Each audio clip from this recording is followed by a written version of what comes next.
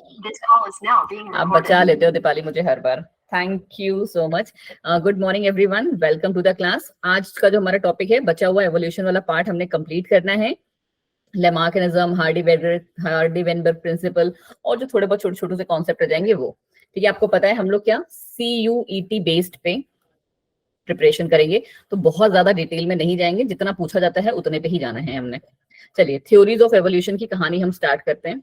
क्या कह रही है ये कि आपको पता है बहुत सारी थ्योरीज दी गई, ठीक है, और जो मोस्ट थे इंपॉर्टेंट वो थे हमारे 5 साइंटिस्ट। सबसे पहली जिन्होंने रखी दैट वाज बाय लेमार्किज्म। ठीक है, इनकी जो थ्योरी है उनका नाम क्या है? Inheritance of acquired character in organism. क्या कहते हैं इसको शॉर्ट में हम? लेमार्किज्म। ठीक है, इसे हम लेमार्किज्म कहते हैं, जिसको लेमार्क जी ने दिया था 1809 में। सबसे पहला साइंटिस्ट का नाम अभी मैं आप लोगों से पूछूंगी, इसीलिए प्लीज प्लीज प्लीज साइंटिस्ट का नाम, ईयर और उनकी थ्योरी का नाम, आपको एग्जैक्ट नाम पता होना चाहिए। क्या कहता है वो थ्योरी? वो बात तो आपको रटी हुई है। ये थ्योरी कहती है that changes in the structure और function of organ acquired during an individual life time in response to changes in the environment. कि ऑर्गेनिज्म क्या होता है कि उसके जो स्ट्रक्चर और फंक्शन है उसमें चेंजेस आने लगते हैं जैसे जैसे वो अपने पर्टिकुलर एनवायरमेंट में चेंजेस आते हैं उसके अकॉर्डिंग, और उसी को वो इनहेरिट करता है और अपने ऑफस्प्रिंग्स में पास ऑन करता है। तो ये थी लेमार्किज्म जो आपको पता है। अब इसके कुछ पोस्टुलेट्स थे, वही आपसे एग्जाम्स में डायरेक्ट क्वेश्चन में पूछे जाते हैं। ठीक है, पहला पोस्टुलेट जो था, क्या ये जो पूरी लेमार्किज्म की कहानी है वो क्या थी? इंटरनल वाइटल फोर्स थी, सॉरी वाइटल फोर्स थी। ठीक है, ये क्या थी? इंटरनल वाइटल फोर्स थे। दूसरा क्या कि एनवायरमेंट का उस पर बहुत तगड़ा इफेक्ट था, ताकि क्या बोलते हैं जो जो न्यू मतलब जैसा जैसा एनवायरमेंट चेंज हो रहा है पर्टिकुलर ऑर्गेनिज्म की नीड्स भी उसके अकॉर्डिंग ही चेंज होती जा रही थी। और उससे भी इंपॉर्टेंट था use and disuse of organs वाला। ठीक है जी, ये 3 थे हमारे इसके पोस्टुलेट, और सॉरी 4th भी था, इसका क्या था? Inheritance of acquired character. ये थी हमारे 4 पोस्टुलेट्स, और जो कि आपके एग्जाम में ऐसे के ऐसे ही अभी हम प्रैक्टिस करेंगे। तब आप देखोगे आज हम हर टॉपिक के 5 से 6 क्वेश्चन ही प्रैक्टिस करेंगे, बिकॉज आज हमें सबके करने हैं। ठीक है, तो एटलीस्ट 25 से 30 क्वेश्चन भी प्रैक्टिस करेंगे तो ऐसे ही क्वेश्चन आपको मिलेंगे डायरेक्ट। तो ये 4 थे, चारों आपको बिल्कुल क्लियर होंगे, वन वन लाइन में है। ठीक है, नेक्स्ट आ जाता है this theory was rejected by August Weismann. दी नहीं कि पहले ही रिजेक्ट कर दी, बट एक बहुत लंबा टाइम चला था, क्योंकि इन्होंने कब दी थी? 1809 में। आप देख रहे हो कितना, लगभग 80 साल तक इस थ्योरी को बहुत ही अच्छे से Lamarckism and Darwinism that was मतलब उस टाइम पे छाया हुआ था। ठीक है, तो ये थ्योरी को बाद में ऑगस्ट वेस्टमैन ने क्या किया? रिजेक्ट कर दिया था। और उन्होंने प्रपोज की क्या?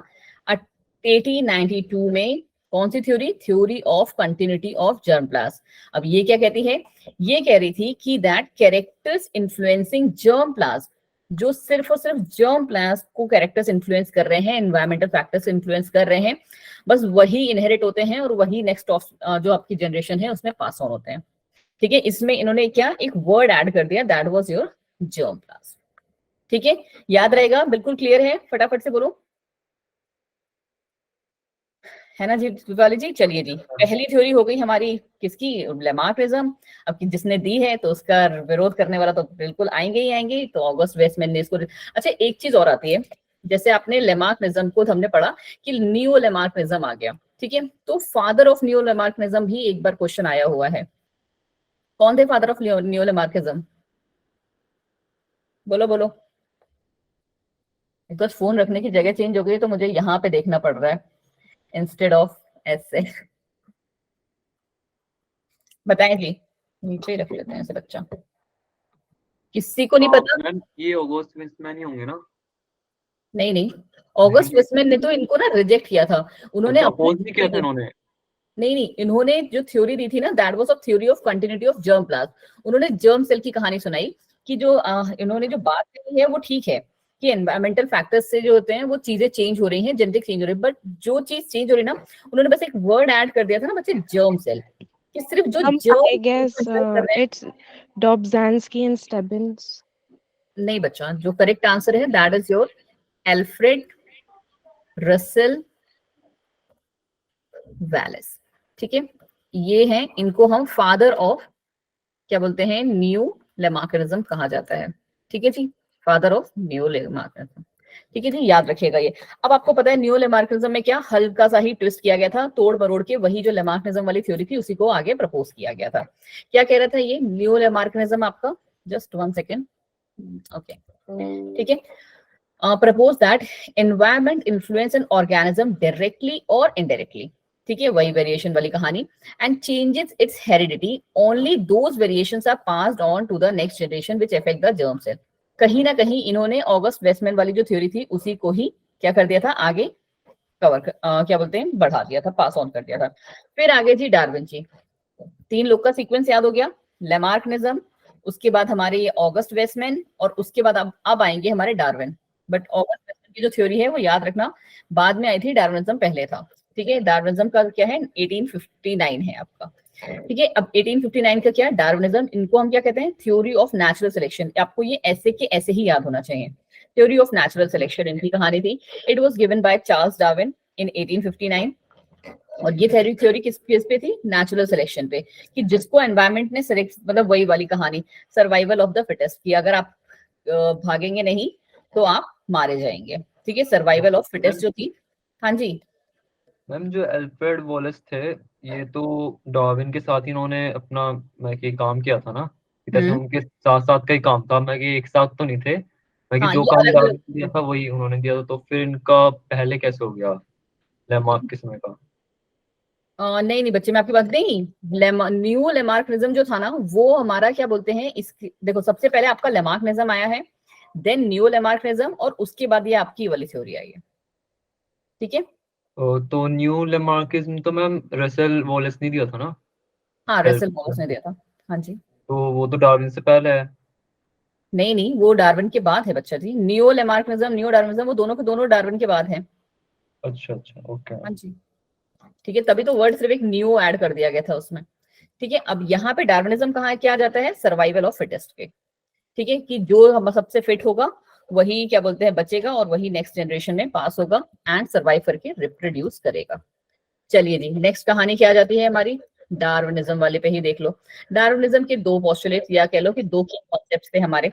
क्या कॉन्सेप्ट थे, एक था ब्रांचिंग डिसेंट, ऐसे का ऐसा ही आपसे पूछा जाएगा, अभी देखिएगा एमसीक्यू में, और दूसरा नेचुरल सिलेक्शन, ठीक है। ब्रांचिंग डिसेंट का मतलब बहुत ही क्लियर है, क्या एक कॉमन डिसेंट रहा होगा किसी का, और वहीं से क्या हुआ चेंजेस वेंजेस होके सारे के सारे उसके अलग अलग स्पीसीज बन रहे हैं। क्या मतलब है इसका, ब्रांचिंग डिस्टेंस मींस कि एक प्रोसेस है बाय विच न्यू स्पीसीज बन रही है from a single common descent. समझ में आ रही है ये बात, जैसे कि हम आप ऐसे समझ लो कि कुछ चेंजेस की वजह से क्या हो रहा है आपका, सपोज कर लो कि कौन सा एग्जांपल है, कोई एक एग्जांपल में हेल्प करो मुझे।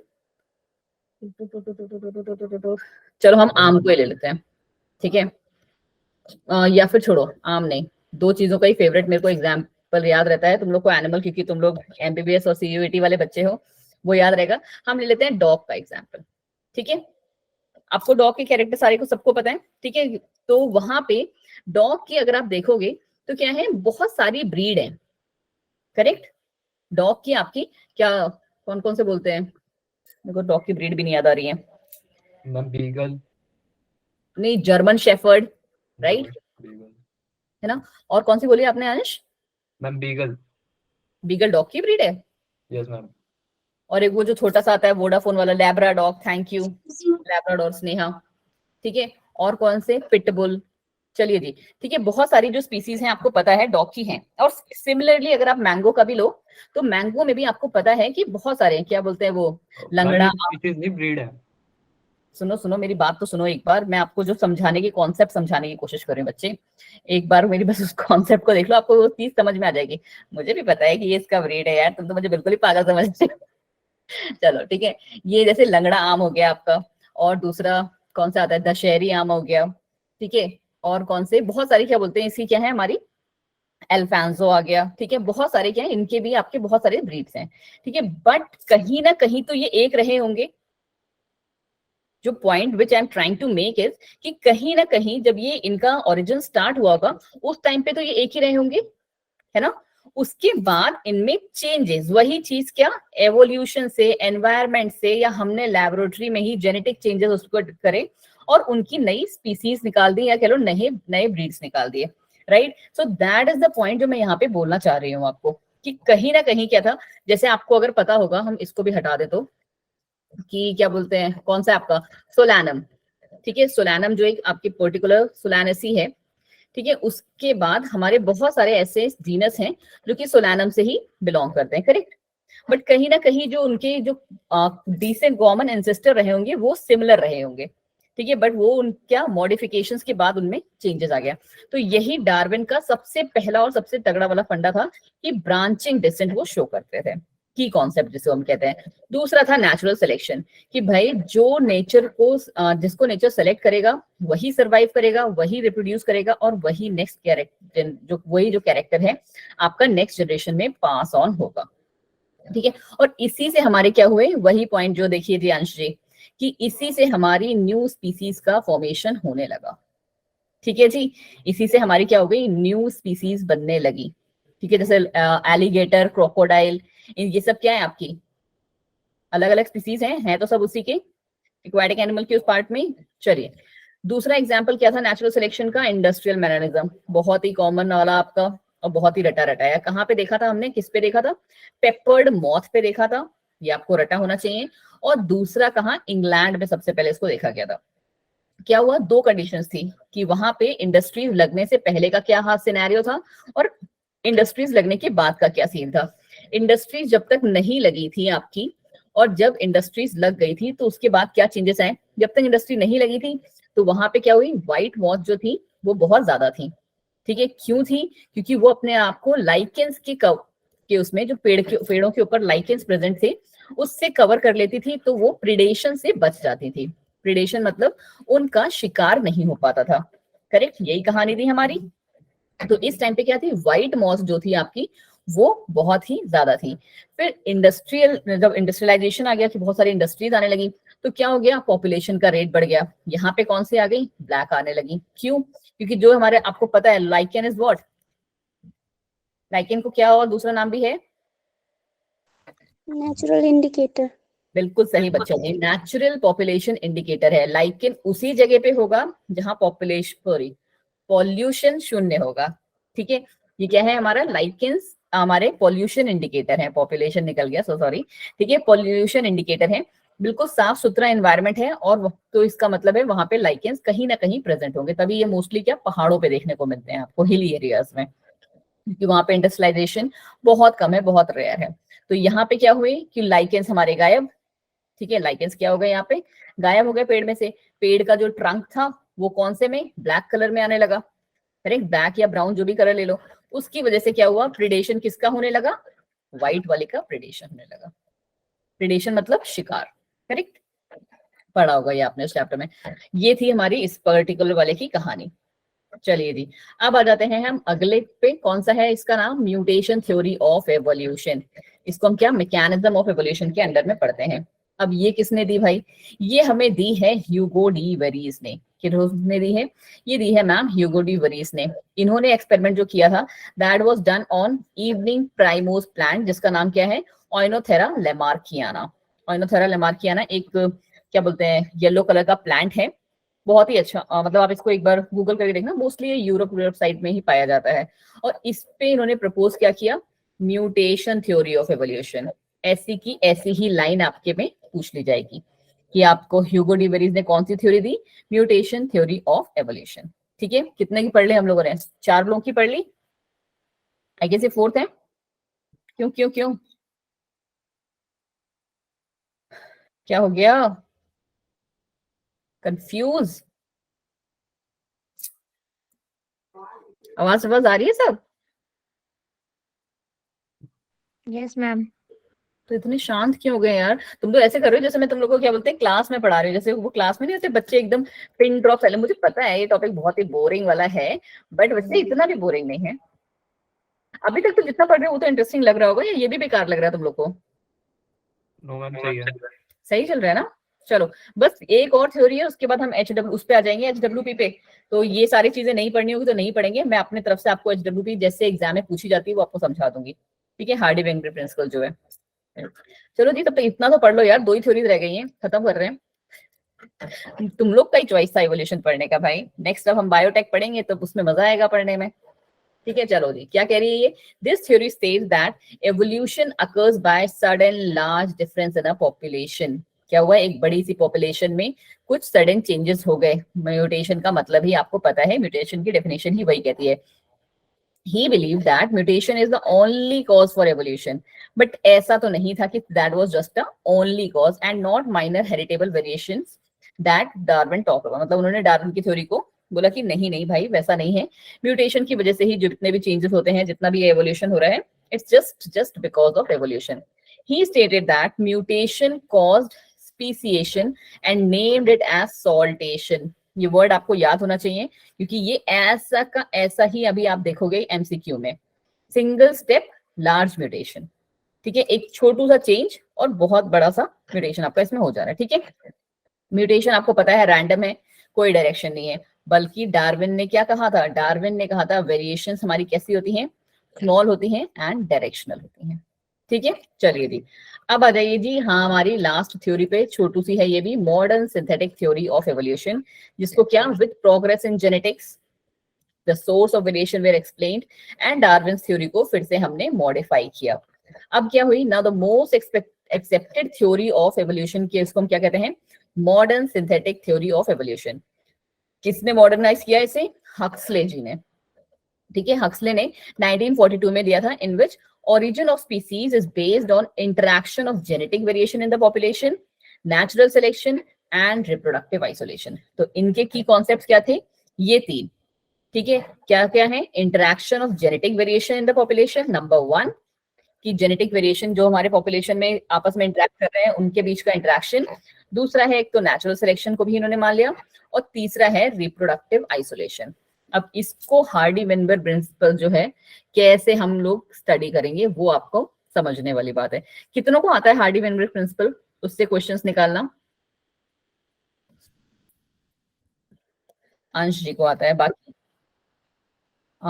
दीपाली, आशिफ, बेबो, सबको आता है। वैसे आपके उसमें बहुत ज्यादा टफ लेवल वाले क्वेश्चन पूछे भी नहीं जाते, सिर्फ एक दो कॉन्सेप्ट आते हैं। तो हम पहले काम करते हैं, ये जान लेते हैं कि तुमको कितना पता है। चलो जी, सब लोग शुरू हो जाओ, एक एक पॉइंट मुझे बताओ हार्डी वेनबर्ग प्रिंसिपल का। मैं लिखते जा रही हूँ, बोलो सबसे पहला पॉइंट क्या कहोगे? Ma'am, बोलो। allele frequency is constant and equal to 1. Okay, allele frequency, उसके आगे बच्चे क्या बोला आपने? Is constant and equal to 1. ठीक है, अगर आप ये पॉइंट भी ठीक है आपका, एलील फ्रीक्वेंसी जो है हमारी कांस्टेंट होती है एंड 1 होती है। चलिए नेक्स्ट पॉइंट, अंश बताइए। मैम जो एलिक फ्रीक्वेंसी होती है वो कांस्टेंट होती है इसमें, ये तो यही और सॉरी, और मैम जो उनकी फ्रीक्वेंसी होती है ना मैम, वो जनरेशन टू जनरेशन स्टेबल रहती है। ठीक है, कांस्टेंट का मतलब भी वही था, स्टेबल है। चलो ठीक है, दूसरा और कोई पॉइंट? अभी किसी और, बेबो आई गेस आपने हैंड रेस किया था, और कोई पॉइंट? और मैम जीन पूल भी है, जीन पूल भी रिमेन कांस्टेंट रहता है। मैम इसमें डिस्टरबेंस के कुछ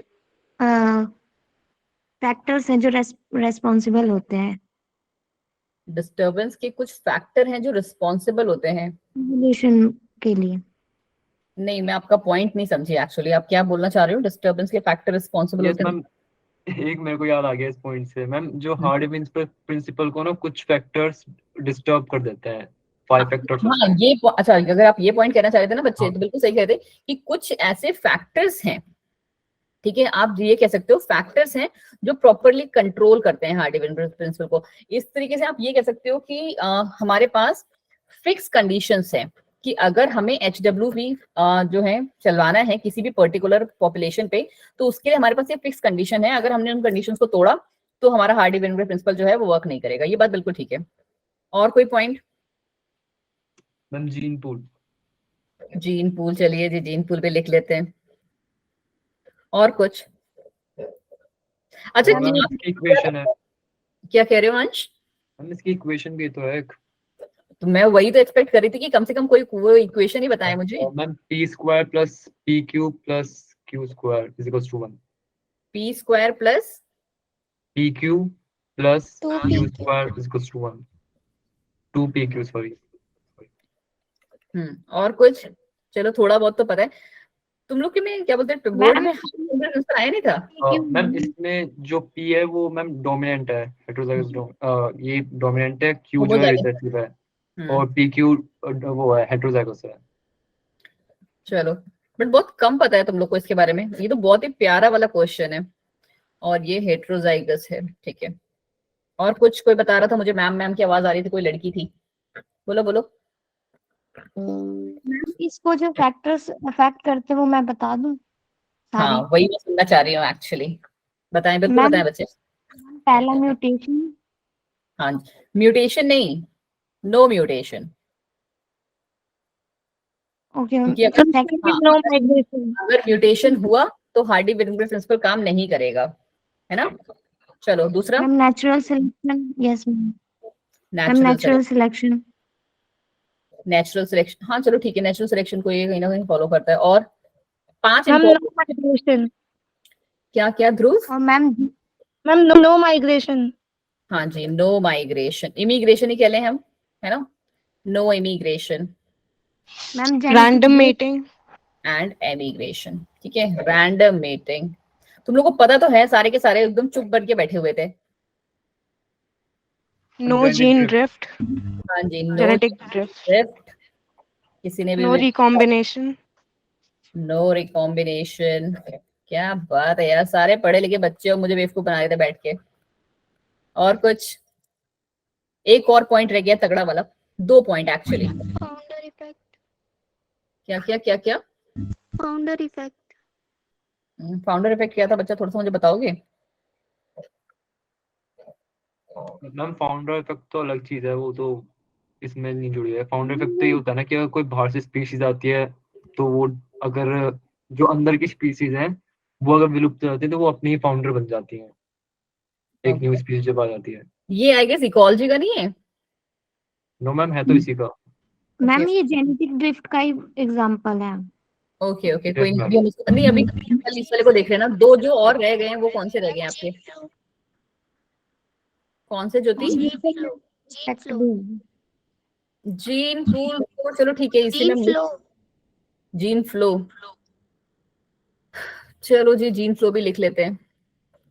और तो जो मैं और सुनना चाह रही हूँ वो नहीं बता रहा कोई मुझे। And by parental reproduction, important, हाँ एक रिप्रोडक्शन वाला पॉइंट आपने बिल्कुल सही बताया, that is no sexual selection, reproduction जिसे कह सकते हो आप, नो सेक्सुअल सिलेक्शन, ठीक है। आपको पता है कि अगर सेक्सुअल सिलेक्शन होगा तो ऑब्वियस है कि जीन्स में चेंजेस आएंगे। एक और बहुत तगड़ा पॉइंट है, बाई पेरेंटल रिप्रोडक्शन, नो, चलो जी मैं इसको रेड से लिख लेती हूँ ताकि तुम लोग को आगे के लिए याद रहेगा। अब देखना लिखते लिखते ही बता दोगे तुम लोग।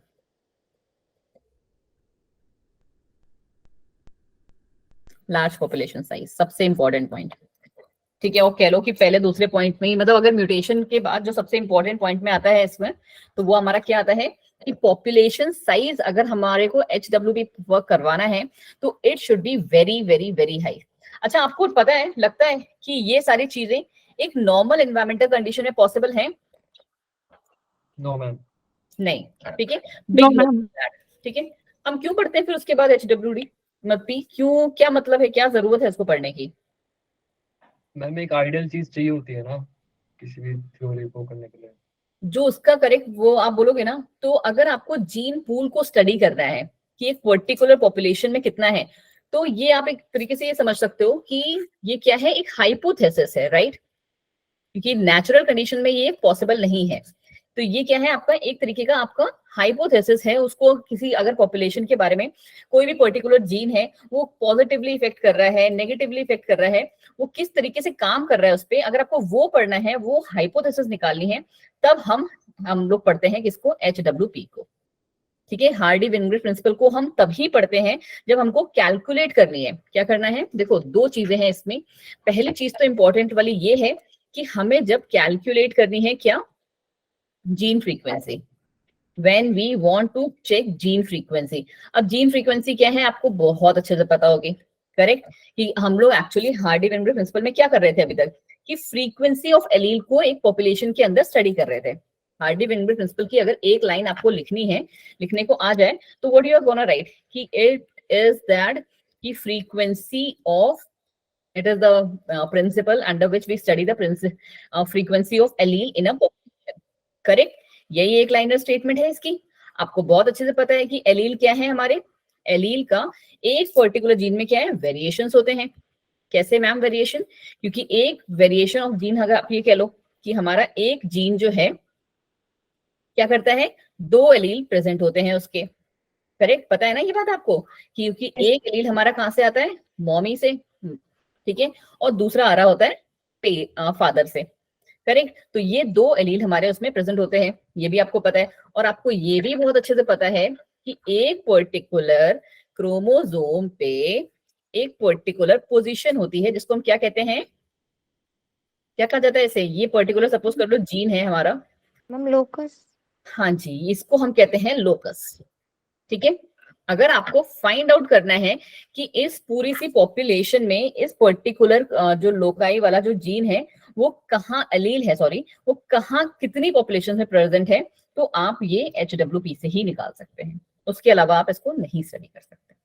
ठीक है, तो यही हमारे जो मेन पॉइंट थे। और एक आपको पता है क्या, कि P + Q will be always equal to 1, right. और इसकी भी कंडीशन क्या है कि जब तक कोई म्यूटेशन नहीं होगी, नो म्यूटेशन, है ना, ये तभी होगा। क्यों, बोलो बोलो, क्योंकि अगर म्यूटेशन हुई तो ये काम ही नहीं करेगा। तो अब हम लोग को क्या है, पूरा का पूरा हार्डी वेनबर्ग आपने कर लिया है रिवाइज। एक एक लाइन इसकी फटाफट से देखो और 5 मिनट में मैम इसे कर दो खत्म, है ना। चलो जी फटाफट से देख लेते हैं ताकि हमारी कोई चीज, स्नेहा जी ये एवोल्यूशन चैप्टर है, हार्डी वेनबर्ग प्रिंसिपल हम लोगों ने रिवाइज कर लिया है आप लोग के सजेशंस के हेल्प से। उसके बाद अब हम उसको पढ़ने जा रहे हैं लाइन वाइज लाइन। ठीक है जी, चलो जी क्या कह रहे हैं ये फटाफट से देखते हैं। This principle states that allele frequency in a population are stable and constant from generation to generation। बिल्कुल ऐसी की ऐसी लाइन आने के चांसेस होते हैं, इसीलिए इनको ऐसे ही याद कर लो। ठीक है, that is gene pool is constant. Gene pool क्या रहेगा, हमेशा कांस्टेंट रहेगा भाई। It occurs when a population is large, जो मैंने आपसे कहा था कि क्योंकि ये क्या है, बहुत इंपॉर्टेंट पॉइंट है। आपको पता है छोटे पॉपुलेशन में क्या है, आप नहीं ज्यादा स्टडी कर सकते, ट्रांसफर ही नहीं होगा, जीन पूल स्टडी नहीं कर सकते उसको। And there is a random mating among members of population, random mating भी होती है पॉपुलेशंस में। ठीक है, this is called genetic equilibrium और हार्डी वेनबर्ग इक्विलिब्रियम। ठीक है, चलो जी आगे बढ़ जाओ फटाफट से। जग प्रख्यात स्टेटमेंट हमारी कि sum of all the total sum of all allele frequency is 1, पता है हमें। और इसको हम एक्सप्रेस कैसे करते हैं, ये रहा, और आप सबको बहुत अच्छे से पता है। और पता है अच्छा आपके एग्जाम में क्वेश्चन कैसा आता है कि इट विल बी लाइक कि आपका जो P का वैल्यू है that is your 0.6, right, you need to find out the value for Q। ऐसे क्वेश्चन देखे हैं आपने? अभी जस्ट हम देखेंगे, हम लोग क्या बोलते हैं 12:30 पे सेशन ओवर कर देंगे, क्योंकि 12:30 तक हम खत्म कर देंगे। तब मैं आपको आज हार्डी, सबसे पहले हम हार्डी वेनबर्ग प्रिंसिपल के ही करेंगे, ठीक है, क्योंकि ये एक तगड़ा टॉपिक है एग्जाम के पॉइंट ऑफ व्यू से। चलो फिर आ जाते हैं हमारा, आपको ये सारा चीजें तो पता ही था जो हमने आप लोगों ने बताया भी मुझे कि where P and Q are individual frequency of different alleles, और ये आपको पता है बायनोमियल एक्सप्रेशन, इसके थ्रू एक्सप्लेन करते हैं। अच्छा ये भी आपको पता होगा ना कि हम, ये हमारा जो रेशियो आया है ये कैसे आया है, कि एक बार हम कह रहे हैं P + Q = 1, और ये कह रहे हैं हम P² + Q² + 2 PQ = 1। ये क्या है, क्यों?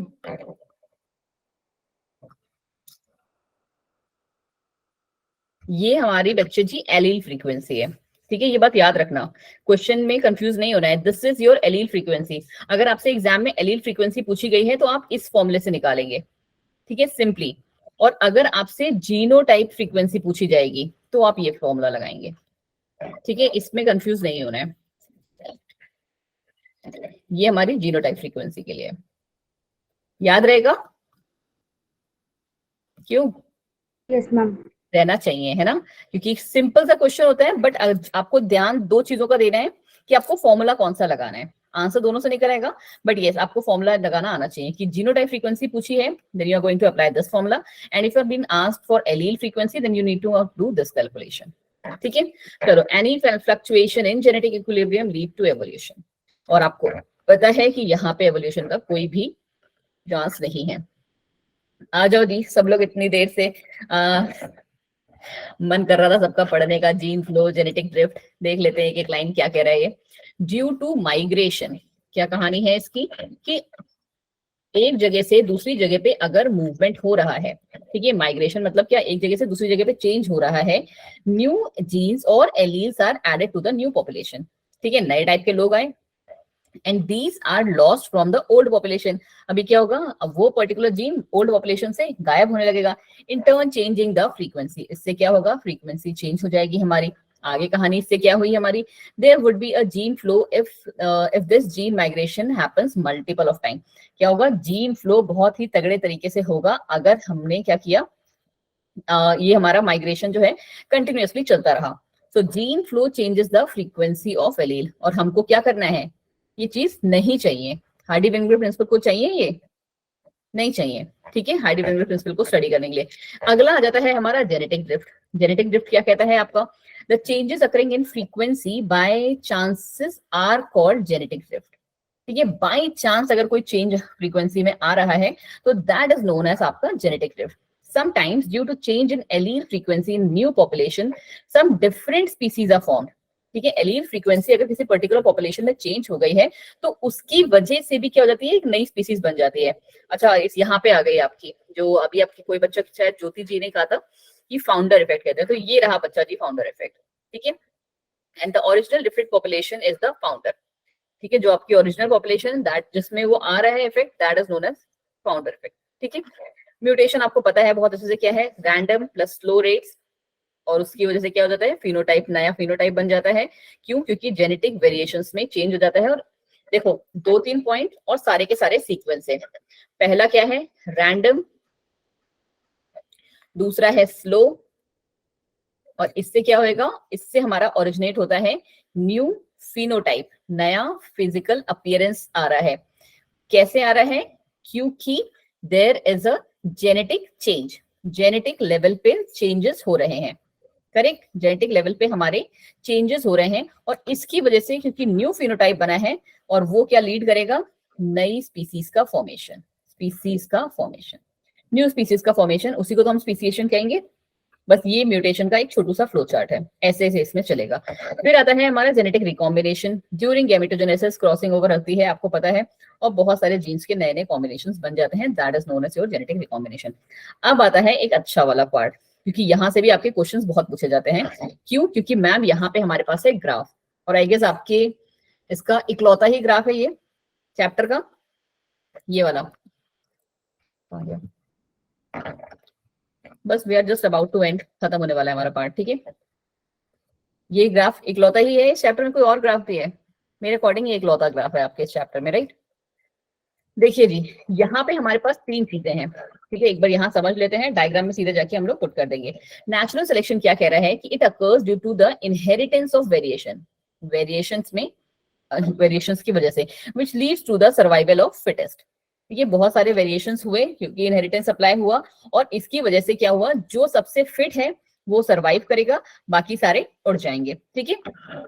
So it means above 5 factors are absent in a population. तो ऊपर के 5 factors क्या होने चाहिए, population में नहीं प्रेजेंट होना चाहिए। It means that there is no evolution. कोई भी evolution नहीं होनी चाहिए population में, but that is not practically possible.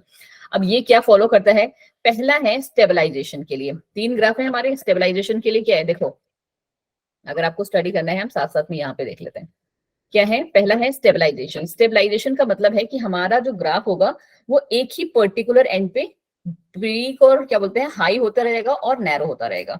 हमारी पीक क्या चल रही होगी, ऐसे करके हाई और नैरो, मतलब पतली होती रहेगी। जब हम क्या करें, फॉलो कर रहे हैं स्टेबलाइजेशन, फॉलो कर रहे हैं कि ये स्पीसीज हमारी यहाँ पे स्टेबल हो गई है, कि large number of individual acquire the mean character, कि हमारे पास 100 जो थे 100 क्या बोलते हैं, सपोज कर लो एनिमल्स से या ऑर्गेनिज्म लिविंग और पॉपुलेशन थी 100 लोगों की, और सपोज कर लो कि सारे के सारे क्या हैं 6 फुट लोग हैं, 6 फीट हाइट के हैं, ठीक है। तो सारे नहीं, अगर हम मान ले कि 80 to 90% पॉपुलेशन भी इसको फॉलो कर रही है, तो क्या है कि ये हमारी पॉपुलेशन की क्या हो गई, स्टेबलाइजेशन हो गया। फिर कह रहा है डायरेक्शनल चेंज। डायरेक्शनल चेंज मतलब क्या कि नहीं भाई सब 6 फुट के नहीं है, कुछ तो ऐसे हैं, या तो हो सकता है आपका जो चार्ट बन रहा हो या फिर ग्राफ बन रहा हो या जो चेंज आ रहा है कि नहीं भाई 6.5 फुट के भी लोगों का जो चांसेस है वो ज्यादा है, और ये आपको पता है थोड़ा ज्यादा प्रैक्टिकली पॉसिबल नहीं है। हम अपने ऊपर लेते हैं ह्यूमंस में क्या 5.5 फुट वाला जो इंसान का हाइट है वो एक पॉपुलर है। तो हमारा ग्राफ क्या है, एक पर्टिकुलर साइड को मूव कर जाएगा। इंस्टेड कि हमने जो स्टेबलाइजेशन का तो पीक था वो हाईएस्ट और नैरो कब होगा, जब हमने ये वाला सेलेक्ट किया। डायरेक्शनल चेंज कब आए कि हमारी जो पॉपुलेशन है वो एक साइड को शिफ्ट हो रही है, ठीक है, इंस्टेड ऑफ मीन के पास जाने के लिए वो कहाँ है, एक साइड को शिफ्ट हो गई। Large number of individual acquire value more than the mean character. जो हमने एक मीन कैरेक्टर के लिए वैल्यू निकाली थी उसके बजाय क्या हो गई, वो एक साइड को शिफ्ट हो गई कि नहीं भाई 6 फुट के लोग तो कम है, हमारे पास 5.5 फुट वाले ज्यादा लोग हैं, ठीक है। तो ये हमारा हो जाता है डायरेक्शनल चेंज, ठीक है। ये भी आपको पता है एनवायरमेंटल रूल्स में नेचुरल सिलेक्शन के बेसिस पे। फिर आ गई भाई डिसरप्शन। डिसरप्शन का मतलब क्या हुआ कि हमारे पास क्या है 6 फुट के भी हैं, बट इनकी पॉपुलेशन क्या हो जाएगी अब आधी आधी, उतना ब्रॉड इतना नैरो नहीं जाएगी, ठीक है। 6 फुट के भी लोग हैं और हमारे पास भाई 5.5 फुट के भी लोग हैं, ठीक है। ये है हमारी डिसरप्शन की। कितनों को समझ में आया, कोई भी रत्ती भर भी डाउट नहीं है, बोलो बोलो। इन तीनों ग्राफ का नेचुरल सिलेक्शन में क्या इंपॉर्टेंस क्या है, मैं ये नहीं समझा बस। आपको ना ये स्टडी करना है। देखो ना इस तीनों का ये है बच्चा जी कि यहाँ से ना आपको पता चल रहा है कि पॉपुलेशन में वो पर्टिकुलर जो कैरेक्टर हम देखने की कोशिश कर रहे हैं वो किस साइड जा रहा है, ठीक है। जैसे मैंने जो आपको ये एग्जांपल दिया ना हाइट वाला, ठीक है। अब सपोज कर लो आपको हाइट वाला नहीं समझ में आया, चलो कोई बात नहीं, अगर आपको समझ में आएगा तो आप ये वाला क्वेश्चन नहीं पूछते। सपोज कर लो कि हमारे पास जो ऑर्गेनिजम्स का ग्रुप है, हमारे पास 100 ऑर्गेनिजम्स हैं, एक पॉपुलेशन ले ली हमने, 100 लोग हैं, उनको हम ना आप कितने उसमें 2 पार्ट्स में स्टडी कर रहे हैं। हमको क्या कैरेक्टर स्टडी करना है, सपोज कर लो कि हाँ, तुम लोग क्या हो सीयूईटी नीट वाले हो, कितने लोग हैं जो सीयूईटी को टारगेट कर रहे हैं और कितने हैं जो नीट को टारगेट कर रहे हैं, ठीक है। तो इस चीज को अब आपको स्टडी करना है पॉपुलेशन में, तो आप क्या करोगे, पूछोगे लोगों से, करेक्ट। अब सपोज कर लो कि इस 100 ग्रुप ऑफ बैचेस में इस वाले बच्चे में मोस्टली क्या बच्चों को, अरे नहीं मैम हम तो नीट करेंगे नीट करेंगे नीट करेंगे। देखो आई नो हमारा जो प्राइम एम होना चाहिए वो नीट, क्योंकि वो टॉप लेवल का है, वो मिल गया तो आपकी मतलब जैसे कहते हैं दुनिया ही बदल जाएगी, वो वाला हाल है। बट एक छोटा सा तो सब्स्टिट्यूट लेके चलते हैं ना, हम सारे के सारे मतलब क्या है एक एवरेज फैमिली को बिलोंग करते हैं हम सब, ठीक है। तो हमारे माइंड में एक सेकंड थॉट भी चल रहा होता है, कहीं अगर आप कहीं जॉब के लिए जा रहे होते हो, क्या आप साल में एक ही जॉब के लिए अप्लाई करते हो, नहीं जी आप बहुत सारी जॉब्स के लिए अप्लाई करते हो, क्या पता किसमें आ जाए आपका, ठीक है। तो वही चीज यहाँ पे स्टडी करना है आपको कि अगर आपको स्टडी करना है कि नीट के कितने लोग हैं, ठीक है। तो आपने हमारे पास क्या आ गया, ये वाला ग्राफ आ गया। अब आपने जो बैच चलाया वो तो चलाया नीट का, ठीक है, बट उसमें क्या है पढ़ने आ रहे हैं कौन से वाले बच्चे ज्यादा, सीयूईटी वाले।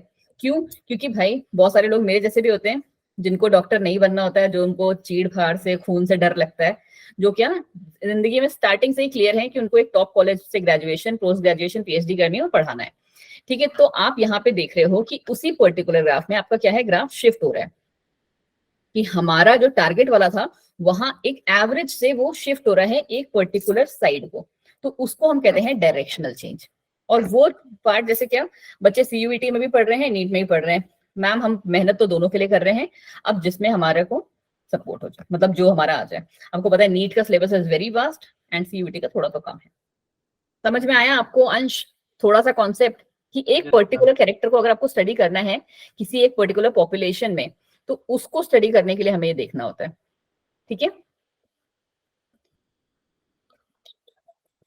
चलिए जी ये रही हमारी ग्राफ, देख लो जी वो नैरो होती जाएगी, पीक अगर आप देखोगे एवरेज से थोड़ी सी एक डायरेक्शन को शिफ्ट हो रही है, और ये 2 पीक्स हमारी फॉर्म होंगी डिपेंडिंग अपॉन कि कौन सी कंडीशन है, ठीक है। ये आपके तीनों ग्राफ्स हैं, ऐसे के ऐसे ही अभी हम देखेंगे 15 मिनट के अंदर।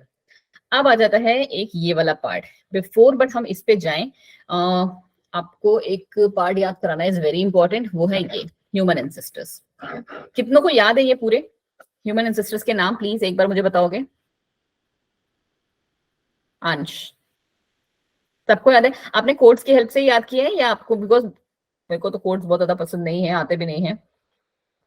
मैम ये आखिरी मोमेंट पे याद ही हो गया था खुद ही, एक दो बार अच्छा, देखा था।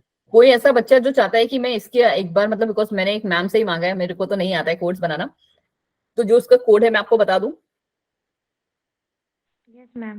बता दें? चलो जी, तो फिर हम आते हैं यहाँ पे। देखो आपको जो एग्जाम पॉइंट ऑफ व्यू से अब करना है ना, क्योंकि देखो 15 मिनट का टाइम बताया हमारे पास, 15 मिनट बाद हमें क्वेश्चन आंसर्स करने हैं बहुत सारे, ठीक है। तो ये मैंने आपके लिए ना ऐड किया हुआ है एक दो चीजें, और उसमें से भी ना ये वाला बहुत ज्यादा इंपॉर्टेंट नहीं है, ये तो आपका एनसीईआरटी का भी हम देखेंगे ये, ठीक है। This is important, in fact very very important, ठीक है। तो आप ये वाला चार्ट जो है एक बार थोड़ा सा याद कर लेना, सबका नहीं, जितना आपने क्या बोलते हैं ह्यूमन को एवोल्यूशन वाले नाम को याद किया है उनसे, एक हमारी जो ब्रेन की कैपेसिटी है ना, वो कहाँ से कितनी इंक्रीज करी है।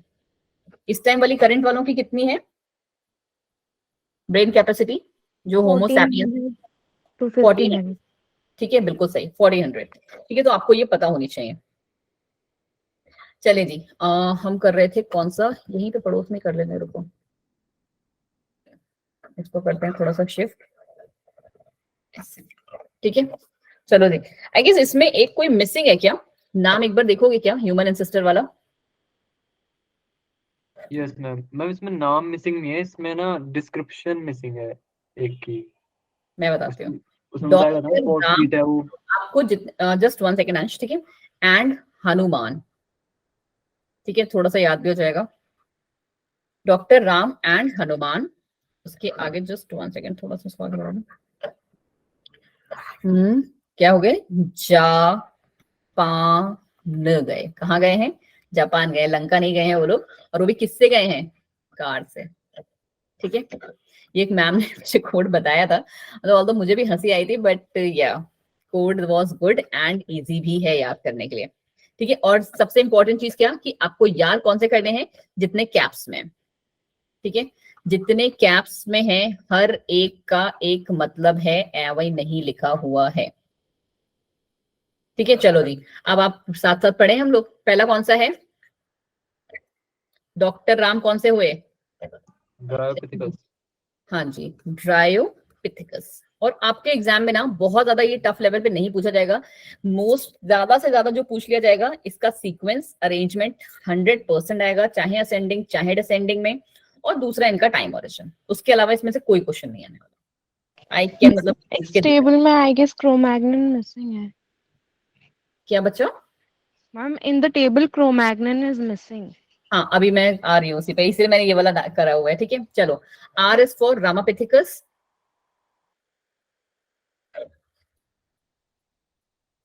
आ रहे बस थोड़ा सा टाइम दो, ठीक है। देन इज ए क्या है हमारा, इसको कलर रेडी कर लेते हैं ना तुम लोग को, ऑस्ट्रेलोपिथिकस, राइट। फिर आगे हमारे एच, हेबेलिस, होमो हेबेलिस,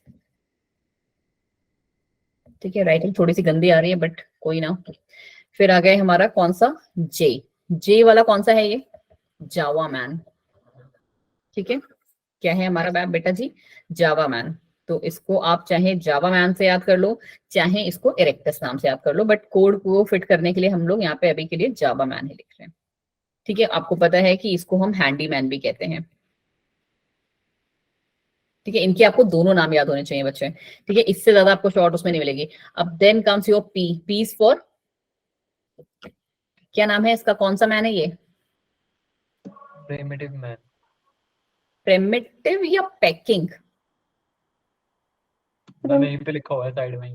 नहीं नहीं, वो ठीक है, पैकिंग मैम, मैन कहते हैं हम इसे, ठीक है। फिर हमारा ये माना जाता है कि हमारे कौन से आते हैं आपके, यही जिनका नाम ये दिया हुआ है, निएंडरथैलेंसिस, ठीक है। अगेन आई एम सेइंग कि ये मेरे कोड नहीं है, बिकॉज मुझे कोड्स बहुत ज्यादा अच्छे से नहीं आते हैं, मुझे इंटरेस्ट भी नहीं है। मेरे को क्या है, सीधे सीधे आप क्या बोलते हैं, इतने बार पढ़ लो उस चीज को कि आपको खुद से ही रट जाएगा। And then C is for, बताएं जी क्या हो गया, ठीक है। स्ट्रॉन्गमैन करके है आपके में, क्यों या नहीं है? बिकॉज ये मैम ने ही एक्चुअली मुझे याद क्या बोलते हैं हेल्प किया है। और उसके बाद से आते हैं हमारे कौन सी? हाँ, Homo sapiens. Homo sapiens.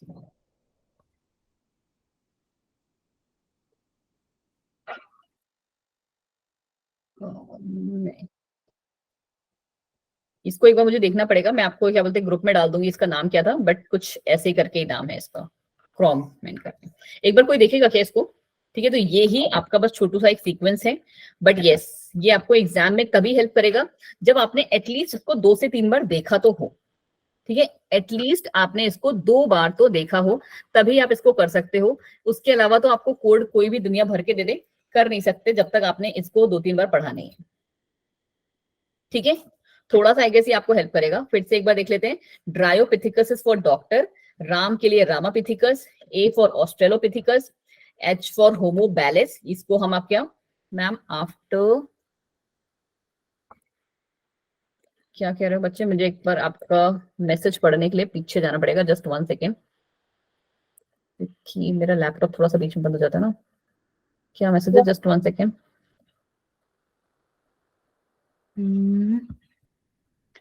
Ma'am after Peking there is a Heidelberg too. Okay, आपके एनसीईआरटी में है क्या वो? मेरे अकॉर्डिंग तो नहीं है। मैम एनसीईआरटी में तो क्रॉगमैन भी नहीं था। हाँ बट ठीक है, वही है ना कि अलग जैसी जैसी आप रेफरेंस बुक्स देखते जाओगे उस अकॉर्डिंग आपको मिलते जाएंगे। ठीक है, जस्ट 1 सेकेंड। इसको क्या हुआ, ये शेयर क्यों नहीं हो रहा? Just 1 second. अच्छा, उससे पहले मुझे एक चीज करना था, जस्ट बिकॉज आज हमारी जो स्ट्रेंथ थी ना थोड़ी सी इंक्रीज हुई थी, तो आई नीड टू सेंड। एक तो तुम्हारी क्लास में जो तुम्हारी जूनियर्स हैं उन लोग का भी बैच स्टार्ट नहीं हो पाया है, वो उसके लिए अलग परेशान है। रनिंग क्लास मतलब उनको पता है कि मैम की क्लास चल रही होगी अगर मैम ने काटा है फोन, बट ना, सब्र नाम की चीज नहीं है। तुरंत मैसेज कर देंगे, वो भी सड़े सड़े से इमोजीज बना के, जैसे पता नहीं कितना बड़ा जुल्म कर दिया मैंने उनपे। चलिए जी, तो आपने बच्चे जी क्या करना है, ये वाला पार्ट अब आप देख सकते हैं। तो अब हम एक काम कर सकते हैं क्या, इस वाले पार्ट को थोड़ा सा स्किप कर दें, या यू वांट कि हम इसको भी एक बार थोड़ा सा मैम रीडिंग लगा ही लेते हैं? Ma'am evolution of plants important है या नहीं है? हाँ, इवोल्यूशन ऑफ प्लांट इंपॉर्टेंट है, बहुत छोटू सा ही है ये। देख लो, चलो देख लेते हैं, काम करते हैं। वैसे भी हमारे पास अभी 6 मिनट का टाइम है, हमने 12:30 ही सोचा था इस चैप्टर को खत्म करने में, तब तक हमारा हो भी जाएगा। देख लेते हैं, चलो हटाओ। ठीक है, जब पढ़ा है तो पूरा ही पढ़ लेते हैं। चलो, पहले का रिकॉल करवा दोगे? स्टार्टिंग में मैं लेट ज्वाइन हुई थी, तो एक बारी मुझे स्टार्टिंग का रिकॉल करवा दो। कौन सा वाला पार्ट बच्चे? मैम जब आप वो करवा रहे थे हार्डीज वर्ड वाला जो एक्सपेरिमेंट करवा रहे थे ना, उससे पहले का थोड़ा सा रिकॉल करवा दो। बच्चे में नाम क्या है आपका? बिकॉज मेरी स्क्रीन पे ना अभी आपका नाम नहीं दिख रहा। स्नेहा, स्नेहा इन लोग को जाने देंगे, उसके बाद आप रुक जाना, ठीक है? Okay ma'am. चलो आ जाओ, एवोल्यूशन ऑफ प्लांट एक बार देख लेते हैं। प्लांट एवोल्यूशन आपको पता है कि पहले जो है प्लांट एवोल्यूशन हमारा अकर्ड बिफोर एनिमल। ठीक है जी, पहला पॉइंट। पहला सबसे पहला कौन से प्लांट्स आए थे जी? Bryophytes were the first plant to colonize land and were evolved from before the vascular plants. अच्छा, ब्रायोफाइट से पहले भी कुछ था क्या? इससे भी प्रिमिटिव एक है, एल्गी। And तो उसके लिए लिया इसको। मैम वो प्लांट में काउंट नहीं होता ना, आई थिंक। अरे यार क्या बात कर रहे हो वंशी? होता है लेकिन वैसे काउंट नहीं होता ना। मैम क्योंकि ये यूनिसेलुलर होता है आई थिंक वो। नहीं, इस वर्ड को लैंड, ठीक है? क्योंकि आपको पता है एल्गी मोस्टली कैसी हैं, मोस्ट ऑफ द एल्गीज कैसी हैं? एक्वाटिक।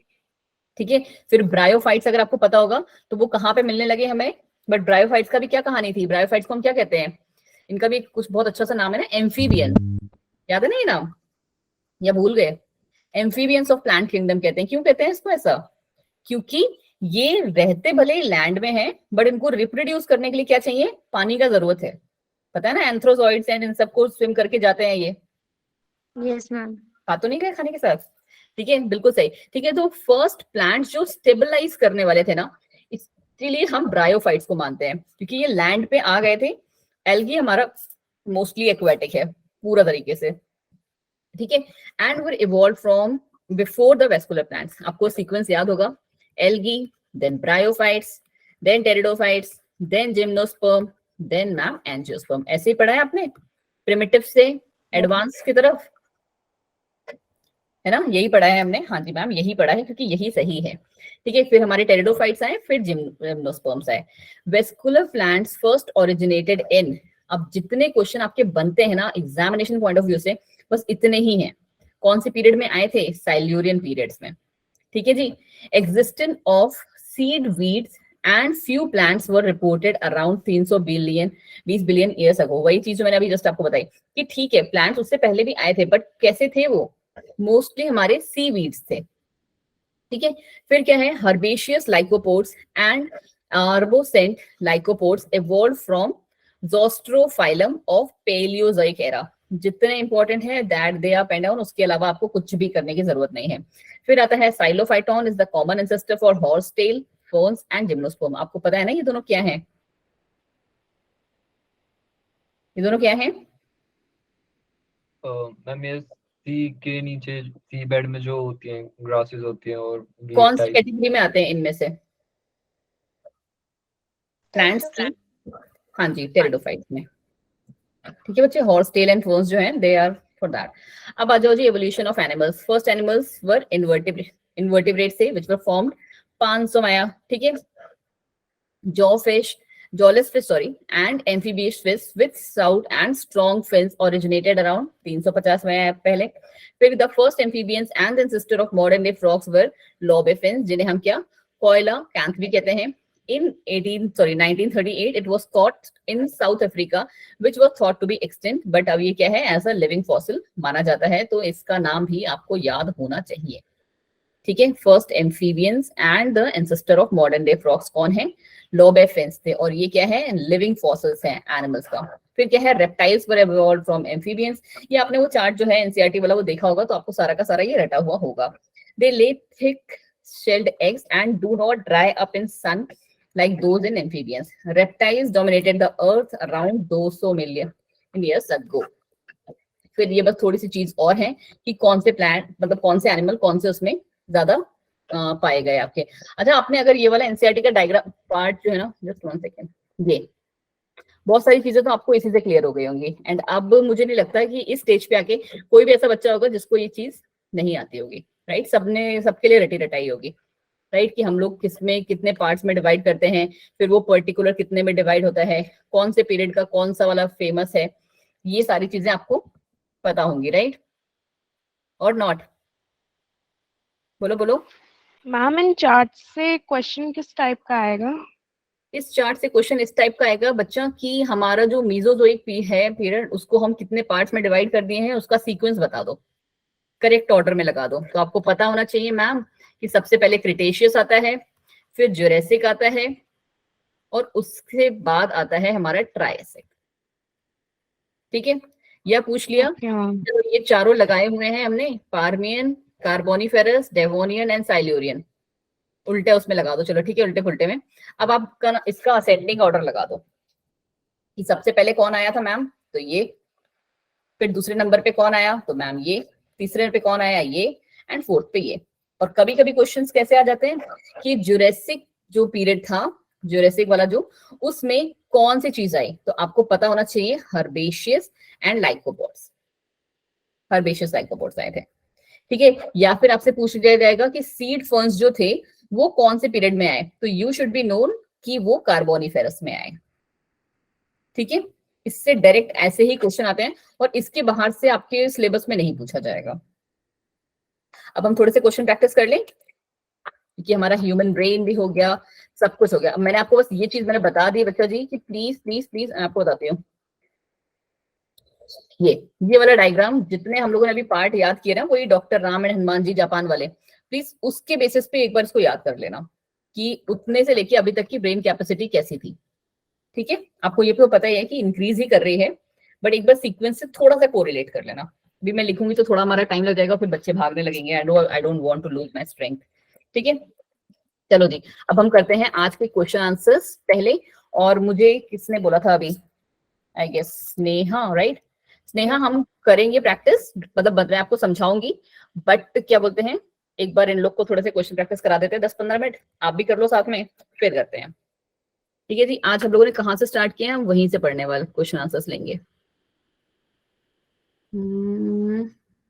सबसे पहले मैंने कहा था कि डार्विन से करेंगे, सॉरी HWT से करेंगे, तो हम पहले यहीं से करने वाले हैं। One of the favourite topic. चलें जी, बोलो बोलो बोलो फटाफट से एक बार देखो। सॉरी इसको 4 इतना बड़ा क्यों कर दिया मैंने। पहले तो आप लोग ना बच्चा जी ये वाला क्वेश्चन कैलकुलेट कर लो, बिकॉज ये सिंपल क्वेश्चन है, एग्जाम में आया हुआ है। उसके बाद मेरे को क्या बोलते हैं बताना, ठीक है। चलो जी, सबसे पहले पता चला मुझे 81 से आंसर दिल लोगों, 85 वाला क्वेश्चन पहले आप देखेंगे।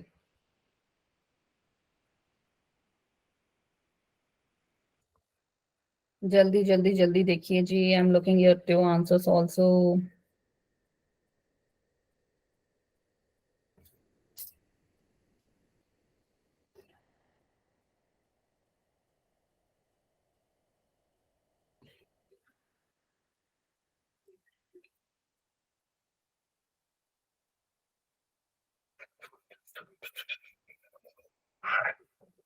बताएं जी, कौन है हमारी क्लास का धुरंधर आज का?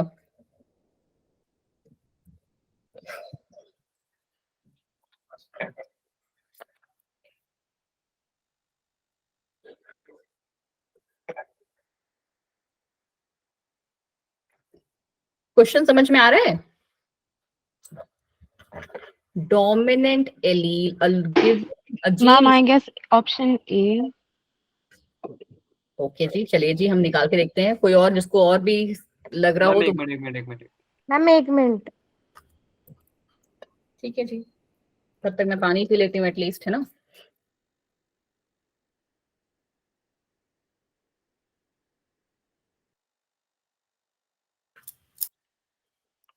बहुत ही मस्त क्वेश्चन है ये।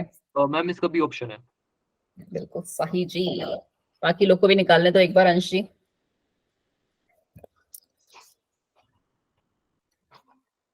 दोनों कंडीशंस को आप देख लो।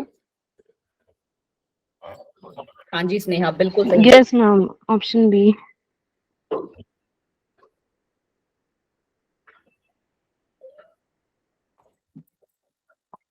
देखो जी, मैंने आपको अभी थोड़ी देर पहले ही बताया ये वाला point. Yes ma'am, option B. कहाँ गया हमारा आपको इस पॉइंट पे मैंने बताया था कि ये वाला बच्चा जो है एलील फ्रीक्वेंसी है, ये जीनोटाइप फ्रीक्वेंसी है, ठीक है। ये चीज आपको रट के चलनी है। अब ठीक है, देखो अब आपको एग्जाम सॉरी क्वेश्चन में दिया क्या हुआ है, a gene locus has 2 alleles A and A, ठीक है। हाँ जी ठीक है ma'am. If the frequency of dominant allele is ये, अब ये कौन सी फ्रीक्वेंसी है? Allelic frequency. तो एक आप कॉमन सेंस से थोड़ा सा कर सकते थे कि ये हमारा डोमिनेंट वाली है, तो हमारा डोमिनेंट क्या होता है? P, correct. क्या है P? 0.4। तो Q क्या होगा? ध्रुव एक्चुअली ये सारे क्वेश्चंस नहीं दिए जा सकते आपको, कुछ कुछ जो है वो मैं आपको दूंगी, बिकॉज इन्हीं में से आपके जो संडे टेस्ट होगा ना उसके क्वेश्चंस बनेंगे। आफ्टर दैट मैं आपको बेटा पूरे के 4 चैप्टर जो मैंने पढ़ाए हैं सबके भेज दूंगी, वरना मैं एक बार मैम से परमिशन ले लूंगी कि ये संडे को हम सिर्फ एवोल्यूशन और अगर दूसरा वाला पार्ट है उसका रख लेंगे, तो फिर मैं आपको पहले वालों के भेज दूंगी, ये वाले बाद में भेजेंगे। आपको पहले तो क्यों निकालना है इसमें, ठीक है। आपको अगर इस पॉपुलेशन की frequency of homozygous dominant, heterozygous dominant and homozygous recessive सबका निकालना है, तो पहले तो आपको क्यू पता होना चाहिए। आपको बहुत अच्छे से पता है कि P plus Q is equal to 1, यही है कहानी इसकी, ठीक है। P Yes, हमें ma'am. पता है क्या है, Q है मैम, सॉरी 0.4 है। अब Q हमको पता नहीं है तो हम Q को ऐसे ले लेते हैं इज इक्वल टू 1। तो अब Q क्या हो गया हमारे पास? 1 माइनस 0.4 दैट इज क्या? 0.6 आ गया। अब इन्होंने बोला है क्या? इन सब की, तो इन सबको सिंपल वाले इनके फॉर्मूले में आप जैसा का जैसा इनका फॉर्मूला है, P की वैल्यू क्या है? 0.4 आ गई मैम, Q की वैल्यू है 0.6। अब ऐसे ही फॉर्मूले में डाल दो। क्या फॉर्मूला है ma'am? P square plus 2PQ Plus Plus Q square. P square क्या हो गया आपको? 0.6 है ना। क्यू स्क्वायर क्या हो गया आपका बच्चे 0.36 है ना, और ये क्या हो जाएगा इसको 0.48. 0.24 इंटू 2.48। कोई बच्चा जिसको समझ में नहीं आया ये मैम बट ऐसे मेरे ग्रुप में पहली क्लास है। क्या बच्चे मैम मेरे ग्रुप में तो ये पहली क्लास है।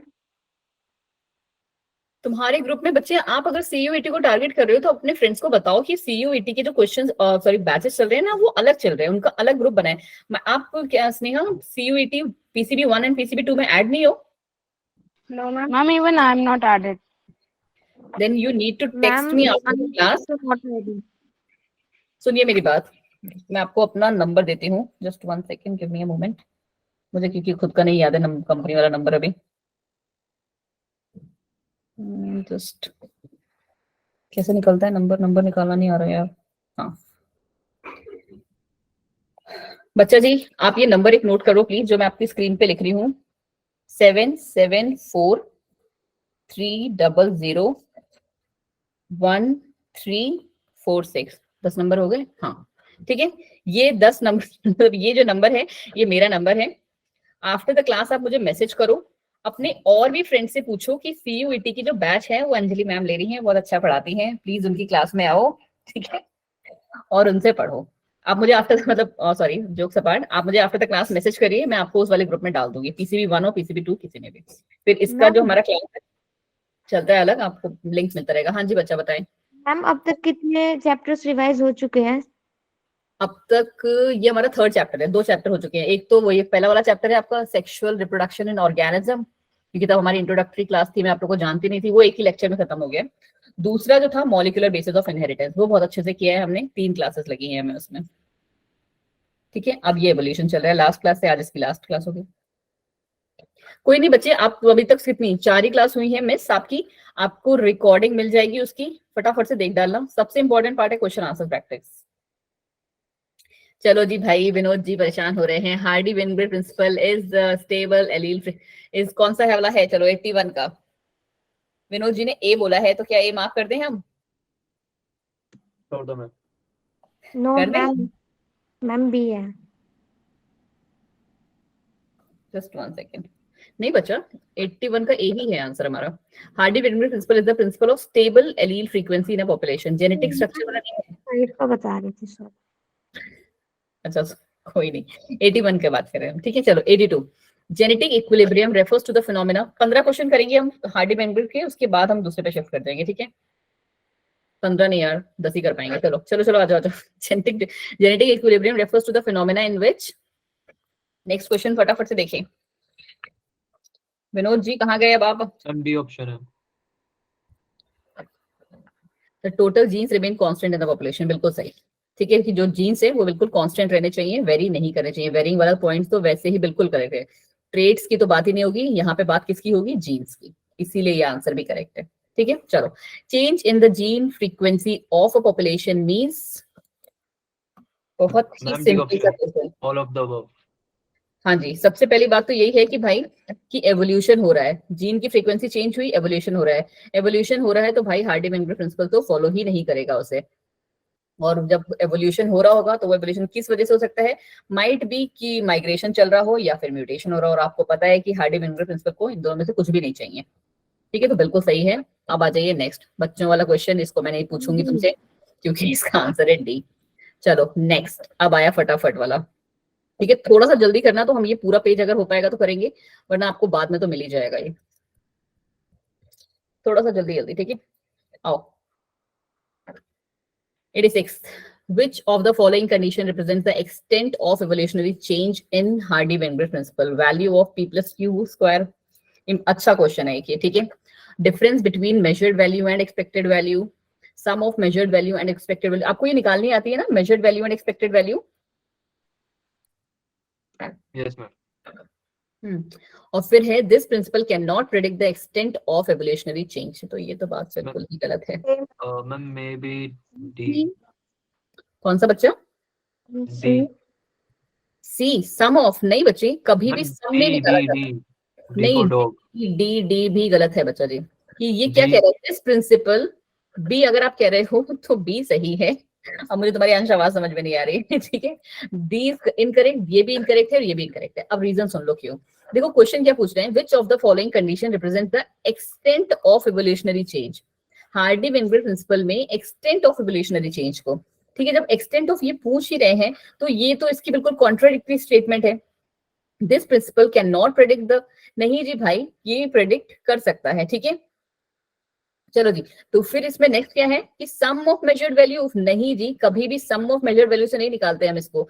इसको अगर आपको एक्सटेंट एवोल्यूशनरी वो निकालनी है इसमें, तो आप कैसे निकालेंगे, डिफरेंस से, कि हमने ये वैल्यू मेजर की है और एक्सपेक्ट हम ये वैल्यू कर रहे थे, ठीक है। तो उनका जब आप डिफरेंस निकाल लेते हो तो आप क्या है एक्सटेंट एवोल्यूशनरी चेंज को हार्डी वेनबर्ग प्रिंसिपल के थ्रू निकाल सकते हो, ठीक है। अच्छा ये वाला पार्ट मैंने आपको नहीं करवाया ना, एक्सपेक्टेड और ये वाला, अगर होगा तो मैं नेक्स्ट क्लास में ले आऊंगी, वरना ये वाला भी बहुत एक मस्त वाला है, ऑब्जर्व वैल्यू और इसको निकालने वाला।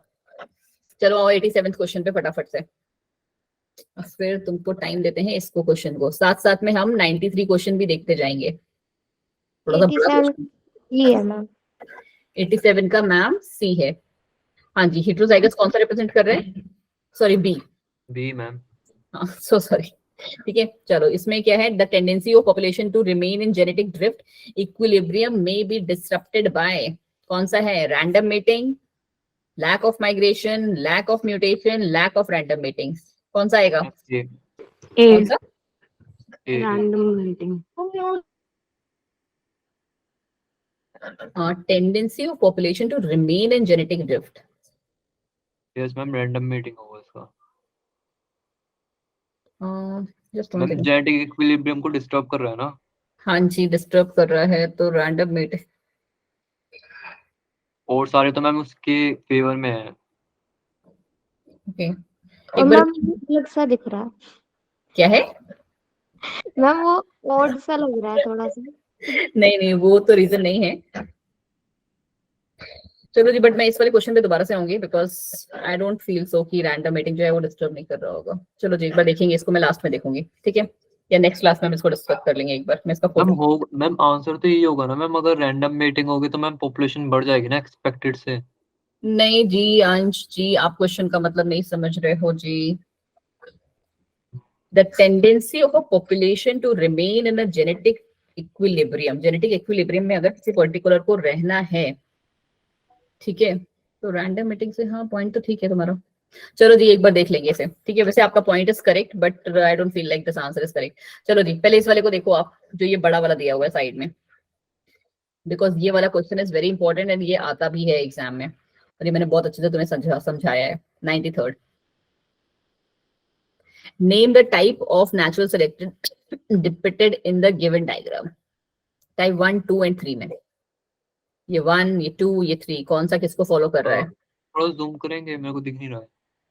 बच्चा जी मैं जूम करूंगी ना तो फिर तुम्हारे को क्वेश्चन जो है ना आधा आधा दिखेगा, मैं तो जूम कर दूंगी, फिर देखो ये ऊपर का आधा खा गया है, if that can work for you. Ma'am ये जो टाइप 3 है ये कौन सा वाला एक्सप्लेन कर रहा है, मैम ये तो डिस्ट्रप्टिव का है। एक ही ऑप्शन में डिस्ट्रप्टिव वाला ma'am. Ma'am, option C. Option C है मैम, ठीक है जी बिल्कुल सही जा रहे हो। इसमें देख रहे हो क्या हुआ कि ये थी हमारी एवरेज वाली, बट हमारा जो है मीन कहाँ पे आ रहा है बच्चा, एक तरफ को शिफ्ट हो गया है। अंश आपको ये वाला पॉइंट समझ में आ रहा है ना, यस मैम। ठीक है, कि ये एक हमारा मीन जो है यहाँ पे होना चाहिए था, बट ये शिफ्ट हो गया एक साइड को, तो इसीलिए ये किस में आ जाएगा बच्चे, डायरेक्शनल में, ठीक है। चाहे अगर आपका ग्राफ ना बच्चे ये इधर को भी शिफ्ट होता तब भी आप उसको शिफ्ट ही मानेंगे, ठीक है जी। और ये तो आपको दिख ही रहा है कि तीनों में क्या है, एक ही बराबर है, तो ये स्टेबलाइजिंग है। बिल्कुल क्लियर होना है इस वाले क्वेश्चन से। जी मैम। बस ये वाले 2 क्वेश्चन हम और प्रैक्टिस करेंगे इस वाले पार्ट में, उसके बाद इस वाले पार्ट का खत्म। देखो फटाफट बस 2 क्वेश्चन देख लो, 89 एंड हमारा 90। बट एक काम कर दो, 90 तो छोड़ दो, 94 देखो, 94 is a good question, NEET में आया भी हुआ है तुम्हारा।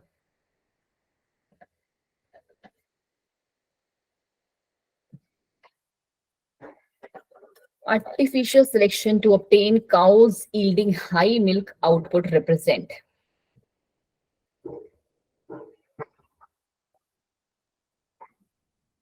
मैम स्टेबलाइजिंग तो नहीं होगी? स्टेबलाइजिंग ही होगी, ठीक है, यही स्टेबलाइजिंग होगी? सिलेक्शन। हाँ जी बच्चे, यही होगी। मैम लेकिन वो नेचुरल सिलेक्शन से आर्टिफिशियल सिलेक्शन को तो मैम उसकी पॉपुलेशन को इंक्रीज कर रहा है ना, और अलग कर रहा है।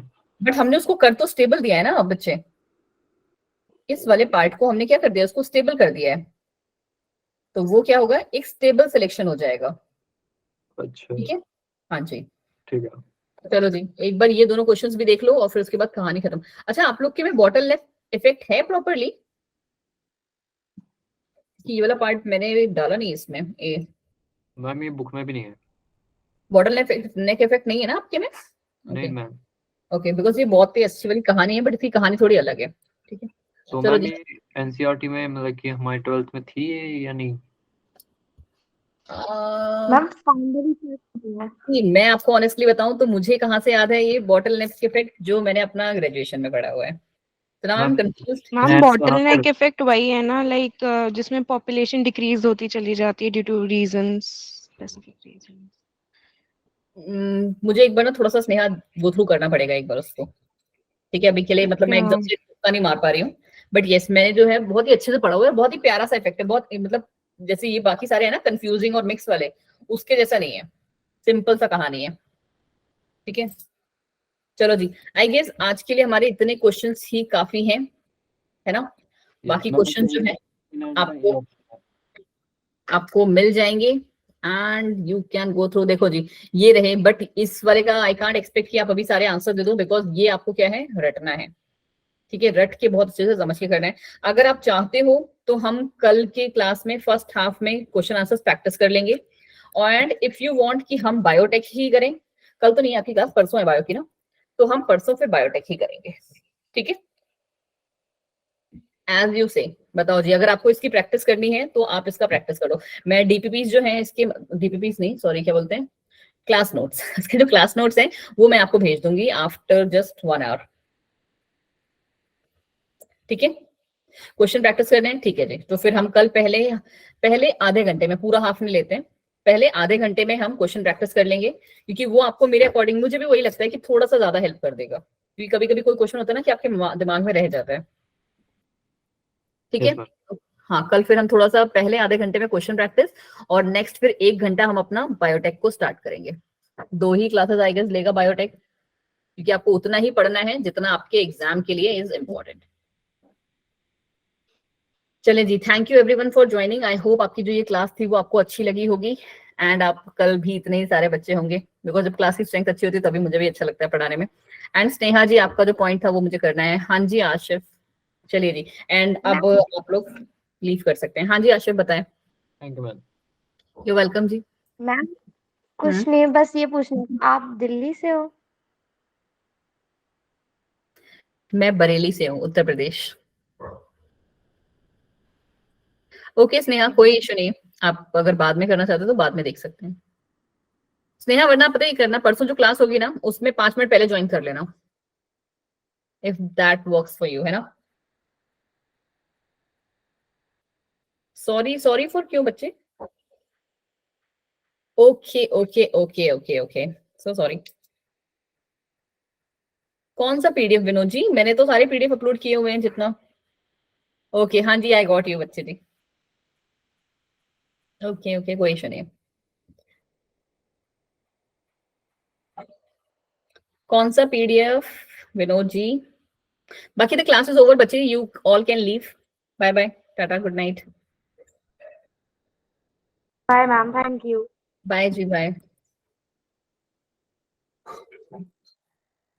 मॉलिक्यूलर बेसिस ऑफ इनहेरिटेंस का रह गया है, चलो कोई नहीं, मैं एक बार देख लूंगी। वैसे मैंने आपको मतलब सबको जो जो लिंक आपका आता है ना उसमें सब कुछ अपलोड किया हुआ है, मैं एक बार देख लूंगी फिर भी, और नहीं होगा तो with in half an hour I will be uploading that, because अभी मुझे थोड़ा सा काम है, कुछ और काम भी दिया हुआ है, बस क्लास के चक्कर में मैं कर नहीं पा रही हूँ अभी। ठीक है, I will be uploading that, don't worry. Thank you all of you for joining, bye bye, take care, good night. अच्छा ओके, सो सॉरी विनोद जी।